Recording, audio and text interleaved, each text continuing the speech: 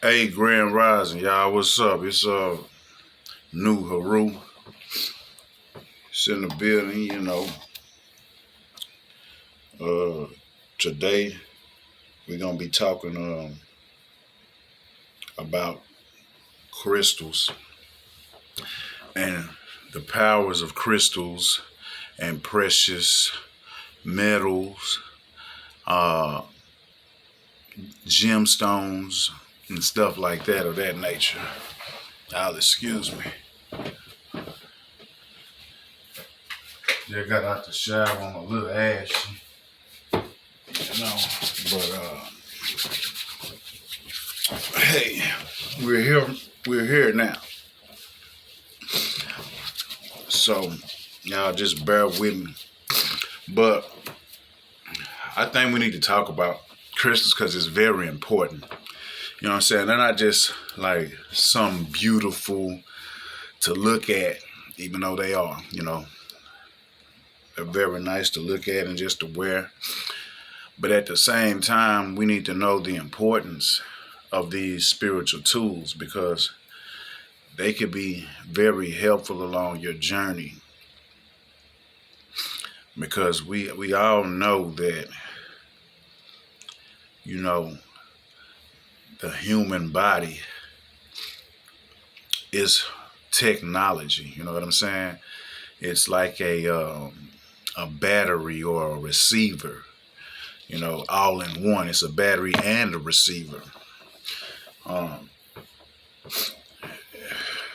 you know,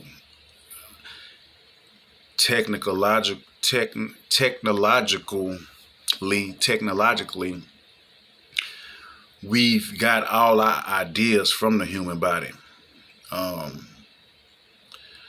Microphones to hear, to speak with, to project your voice. You have your cameras, which are the eyes. We have a variety and a good amount of ideas that come from the human body. Computer, we get the computer from the human brain, stuff like that. But I just want to dive in today and tap in and tune in and talk about crystals because it's very important. We got to understand that crystals were something that our ancestors used. You know what I'm saying? That they were very aware of the power of crystals. You know what I'm saying? Even in the Bible, it talks about the priest wearing certain stones on gold breastplates or something like that, and it would help guide them in the directions that they needed to go. You know what I'm saying? It's like God would talk to them through this breastplate or whatever. So, it's hints even in the Bible of this. And if you go around to, different cultures around the world, you see that they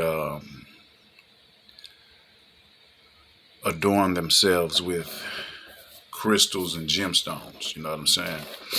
And us over here, on the West, you know what I'm saying? This Western part of the world, we really have this information has been hidden from us. So, we really are ignorant to it. You know what I'm saying? We just don't know what the fuck's going on, basically. And it's really, it's really kind of messed up that, we come from this greatness. You know what I'm saying? We our ancestors messed with this power and shit, and this energy, these energies and frequencies, but we had no idea that stones could raise your vibration or protect you from EMF, electromagnetic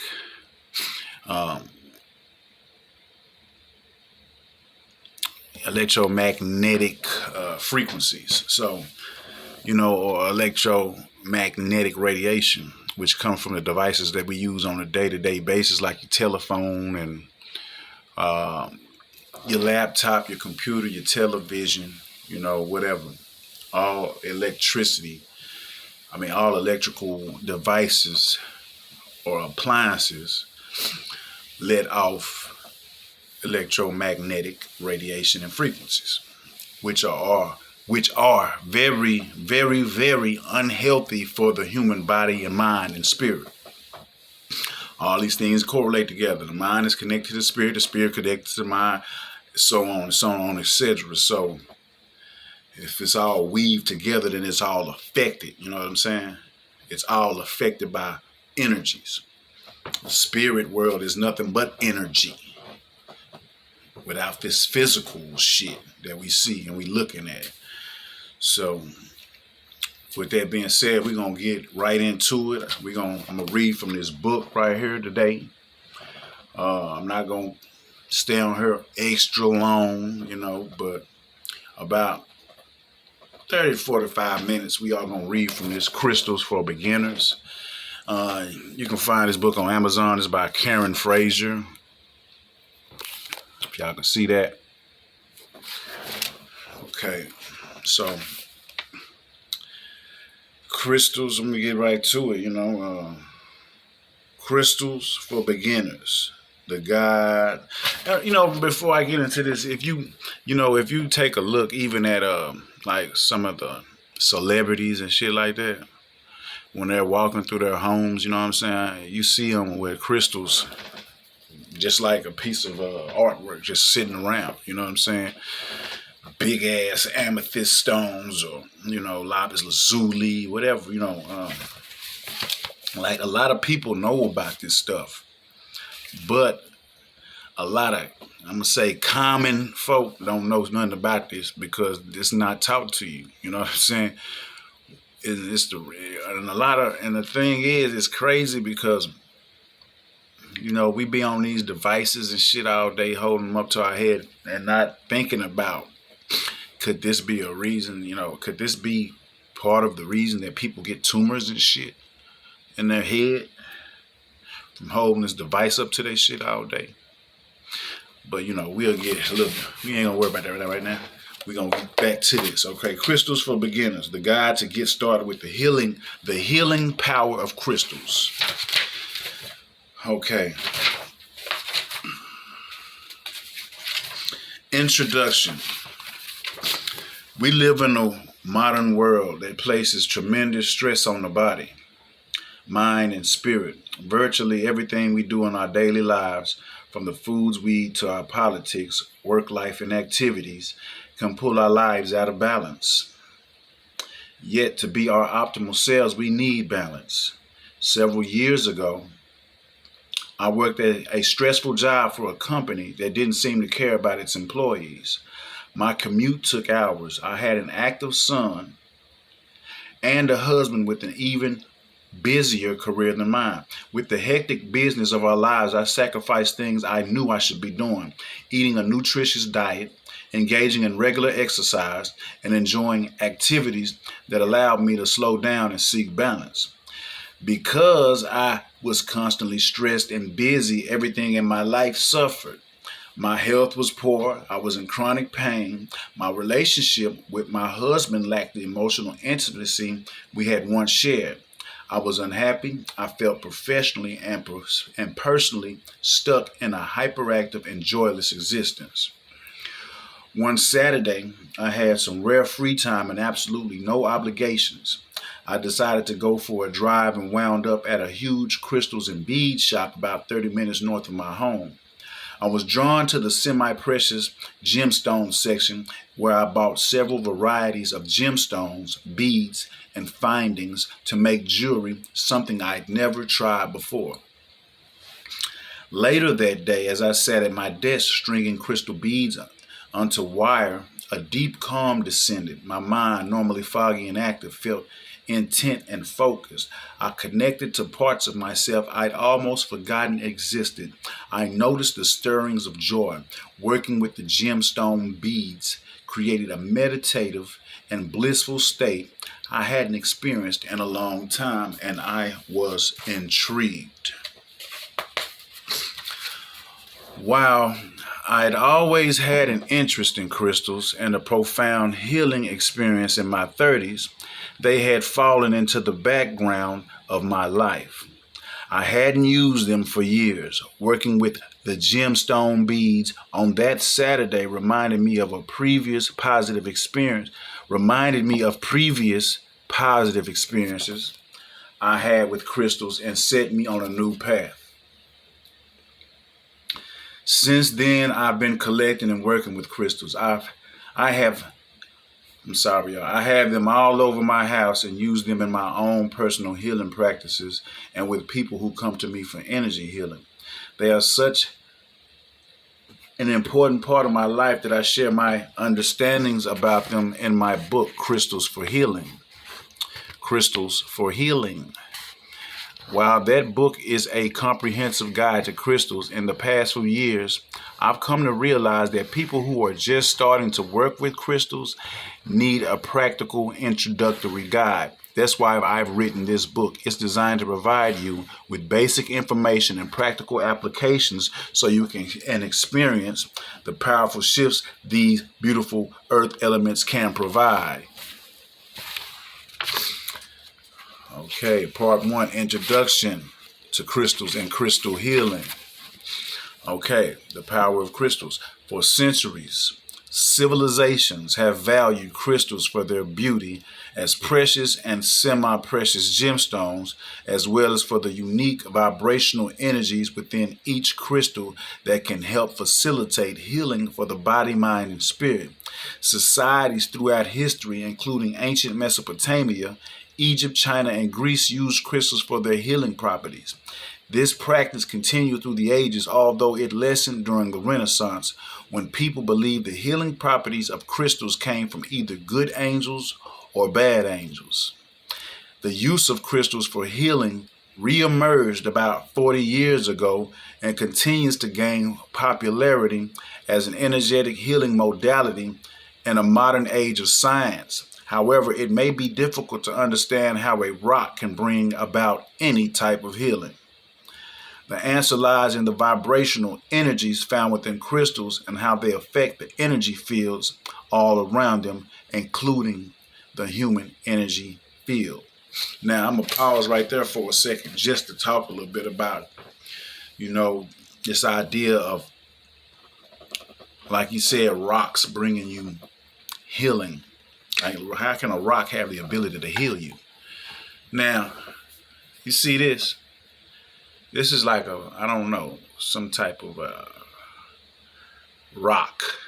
But this rock right here has no healing abilities in it, to my knowledge. Never heard of just a regular rock having no healing properties or healing abilities. So don't get it twisted. Don't get it confused. It's not just a rock. You can't just go pick up any old rock off the ground or any old crystal. You know what I'm saying? You have to know what you're doing. Like this I have on my neck. I have chakra. I have all types of crystals on here and gemstones. You know what I'm saying? All types, wrapped in copper, which is a conduit of electricity. We'll get into that in a minute. Okay, for centuries. Okay, now let's go. We all read that. Okay, what are crystals? Crystals are natural elements that come from the earth. A true crystal has an organized grouping of unit cells that forms a unique lattice pattern called a crystal system.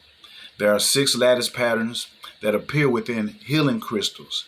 See, there is also a category of stones known as amorphous crystals, even though they are not truly crystals since they do not have an interior crystalline structure. Some of these include amber, obsidian, opal, and tektites. They each have their own unique properties. Crystals and color. It's absolutely true that the color of a crystal can affect how attractive it is to you, but color also plays a role in the energetic and healing impact of crystals. We'll discuss in more detail how color does this later in the book, but there are a few basic things to know about crystals and their colors. The color of a crystal comes from three things: how the crystal absorbs light, the specific minerals, chemicals the crystals contain, and any impurities within the crystal. The minerals and impurities impact which light wavelengths the crystal will absorb and the color that appears as a result. For example, if a crystal absorbs all of the light wavelengths, it appears black.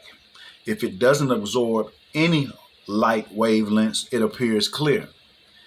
Different impurities and chemicals, minerals affect light differently. Crystal lattice patterns. The 6 crystal lattice patterns include the following. Hexagonal. Crystals have an interior structure that resembles a 3D hexagon. Hexagonal crystals help with manifestation. Hexagonal. I'll say this again. Hexagonal crystals have an interior structure that resembles a 3D hexagon. Hexagonal crystals help with manifestation. Isometric crystals have an interior cubic structure.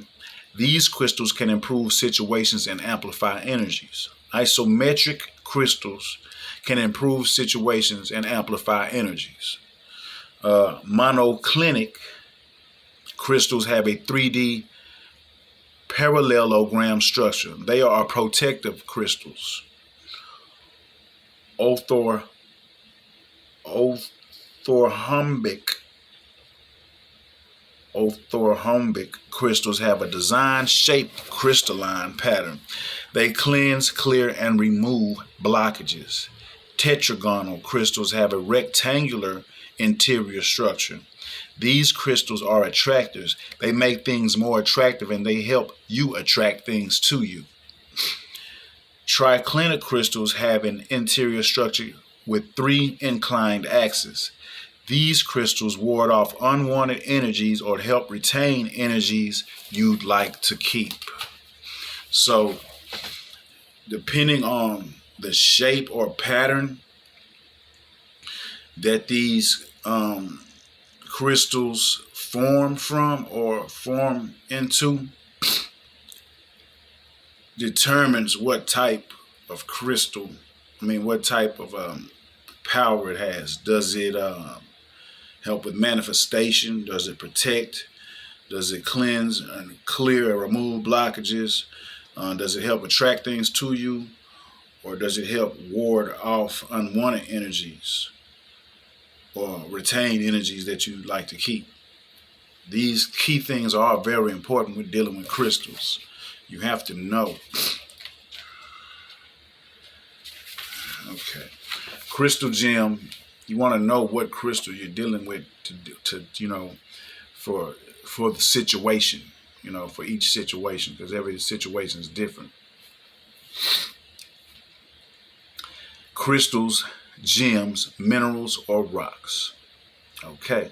It may seem as though people use the term crystal, gem, mineral, and rock interchangeably, which is common when discussing crystals. In fact, some substances that aren't crystals, such as amber, which is petrified tree sap, are also referred to as crystals or stones. However, if you're wondering about the technical differences, here's a quick overview. Crystal is a mineral that has a crystalline interior structure.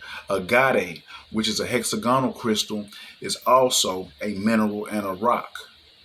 Gem, a cut and polished crystal, mineral or rock. A cut diamond, which is a mineral, crystal, and rock, is also a gem or gemstone. Amber and pearls are organic substances that are considered gemstones, but they are not crystals, minerals, or rocks. Mineral, a naturally occurring substance with a specific chemical composition and a highly ordered structure that may or may not be crystalline. Opal is a mineral that does not have a crystalline structure. It's a gemstone and a rock, but not a true crystal. Rock, a combination or aggregate of minerals. Marble, which is made up of multiple minerals, is a metamorphic rock, a rock that has been subjected to heat and pressure over time. Are crystals found or made? As crystals and gemstones have grown in popularity, They have given rise to an industry of laboratory-created gemstones. These are typically used in jewelry and often are of exceptional size. And that's a tongue twister, man. And often are of exceptional size. Color and clarity. They are less expensive as jewels than naturally formed crystals. Naturally, crystals are formed deep within the earth over hundreds, thousands, or millions of years. Therefore, many believe they have an unaltered natural energetic power. Lab-made crystals are formed quickly without the benefit of the earth's energy. This doesn't mean that they don't have their own energy. They still have the crystalline structure that retains energy. Some feel this makes the energy less pure. However, handling any crystal will change its energy. So it's safe to say all crystal energy is altered the moment it is handled. My best advice is to hold various crystals and see which feels like it has the energy you need in the moment. The crystal electric. Everything has energy. In fact, quantum physics shows that at its most basic, all matter is made up of vibrating strings of electricity. So is your body, and so are crystals. Humans are far better gauges of energy than you might imagine. Even people with little understanding of energy or energy healing might notice they don't vibe with another person. When you experience this, you are sensing energy and recognizing that someone else's energetic vibration isn't compatible with your own energy. Entrainment. Have you ever been around a really negative person and felt your mood dipping just from being near that person? Conversely, have you ever been around a highly positive person and felt your mood lift? This is entrainment, defined as the tendency of one vibrational system to affect the other so the two move into synchronicity. Consider your circadian rhythm, also known as your body clock. Your circadian rhythm entrains you to cycles of light and dark to communicate to your body when it needs to sleep. All mammals have what is essentially a master clock located in the hypothalamus of the brain that responds to energetic time giver signals to help them know when to wake and sleep. My time giver signals are excellent. I have used an alarm clock to wake up in years because apparently my body clock is highly aligned with the signals it receives. Electric effect of crystals. I'm a show me, don't tell me kind of person who enjoys knowing how and why things work. I'm no different when it comes to crystals. One of the things that fascinated me as I learned about crystals is their electrical effects, which I shall share with you here.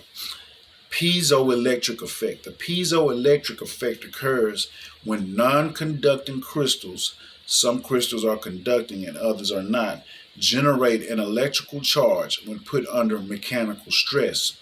Quartz is one crystal that demonstrates piezoelectricity, which makes it popular for use in devices like radios, watches, and other digital integrated circuits. Piezoelectric crystals such as tourmaline generate electrical current when heated or cooled, according to ScienceDaily.com.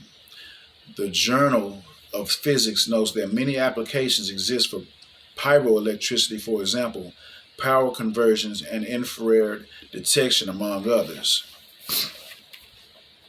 Okay. Now I want to just get into piezoelectricity, and break that down a little bit. Okay. When you put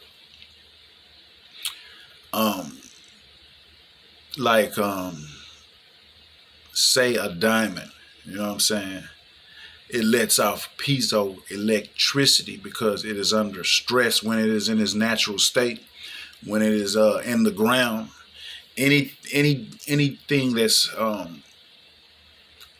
crystalline or a gem or something that is forming in the ground under pressure is going to let off piezoelectricity. You can, the earth, when your body hits, like say you jump off of some onto the ground, or you jump up and down the ground lets off piezoelectricity as well. Or you have to have a mixture of organic shit and unorganic shit, you know what I'm saying, mixed together under stress. This causes piezoelectricity. So say you got like I was in those Orgonite. If you seen Orgonite and you know what that is, then you know what I'm talking about. If not, you need to just go study.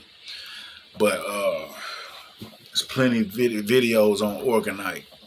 But Orgonite is where they put crystals and metal shavings and copper and things of that nature and organic things into a mold, a resin mold, which causes it to be under pressure constantly. So it's constantly letting off piezoelectricity, and it's good for protection in your home. You know what I'm saying? When you have a lot of electronical devices, you have the Wi-Fi and all that type of thing, satellite.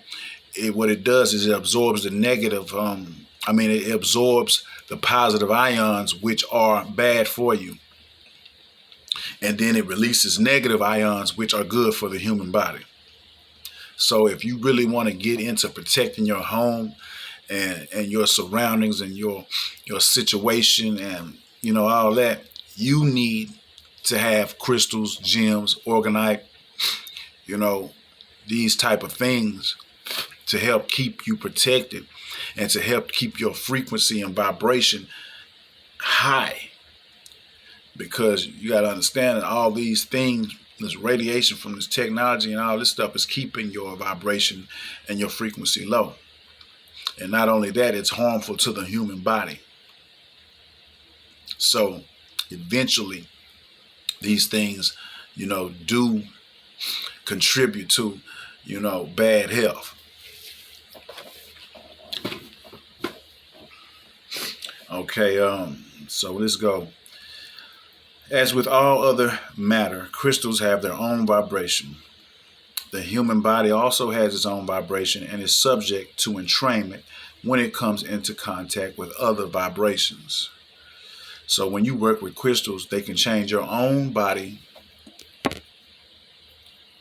Sorry, I was getting a call, y'all. So, where was I at? So when you work with crystals, they can change your own body, mind, and spirit energies. Through entrainment, the crystal's vibrations may change a little as well, because crystals generally have higher vibrations than the human body. They tend to raise your vibration. Vibrating at a higher rate is helpful for humans because it allows us to advance spiritually and move in more positive directions mentally, physically, and emotionally. This is the power of crystals. It's a very subtle change, you know what I'm saying? But you will notice change, you know what I'm saying? You will notice change, especially with the much bigger crystals. You will notice a change a lot quicker. The bigger the crystal, the more power it is, and also the more expensive it is. But we ain't worried about that because we manifesting all our heart's desires over here. I am manifesting all of my heart's desires. You know what I'm saying? I am my own boss. I am greater. I am the lender and not the borrower. You know what I'm saying? I am that I am. I create my own reality. Okay, so crystals in technology. Quartz crystals have been used in technology since the late 1800s, when the piezoelectric effect was first demonstrated with the crystals. Used to create oscillators that vibrate with a highly precise frequency, quartz has many applications for technological devices that require precision. Devices that employ quartz include sonar, watches, ham radio, and many others.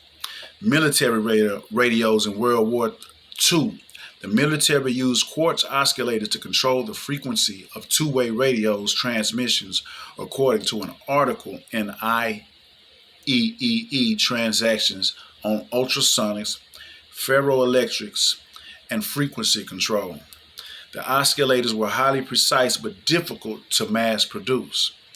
Consumer electronics. According to the Minerals Education Coalition's Mineral Resources Database, manufacturers use electronics-grade manufactured quartz and computer circuits, cell phones, and similar equipment. CNET even reports that quartz in its natural form and other piezoelectric crystals were used in their raw form to manufacture an experimental rudimentary computer that transmitted or received signals such as randomized sound or light. Watches. Due to the precision of quartz oscillators, they are used in watches, which require precision in timekeeping. Only a tiny piece of quartz is used, according to the watch company, but it oscillates so precisely that it can be accurate to a few seconds per year. How a person can feel a crystal's energy. Okay, you've probably heard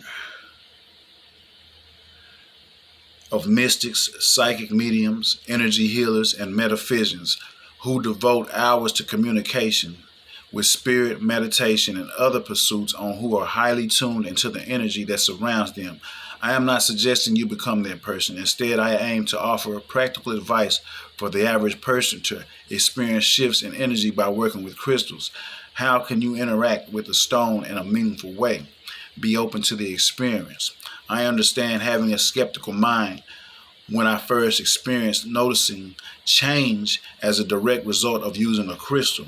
You could have knocked me over with a feather. Not only did I not really believe in any of that stuff, but also if anyone had told me when I headed out the door that day to go see a medical doctor, energy healer, that she'd use a crystal to help me get rid of a persistent sore throat, I might not have gone at all.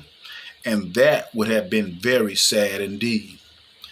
Set aside any preconceived notions of crystals. Instead, enter the experience with an attitude of curiosity and without telling yourself any stories about how this may or may not work. Set aside expectations of outcome. I find that having expectations limit what I experience. Therefore, I try not to have expectations as I move into an experience, because the universe may have far grander plans for me than I could ever imagine for myself. Instead of setting an expectation for any specific outcome, allow yourself to be in the moment as you work with the crystal and observe where it takes you. Start with the crystal that attracts you strongly. For the first crystal you work with, find one that excites you. If it's one of the crystals I recommend later, great. If it's not, that's okay too. If you find a crystal that really calls to you, use that one for your healing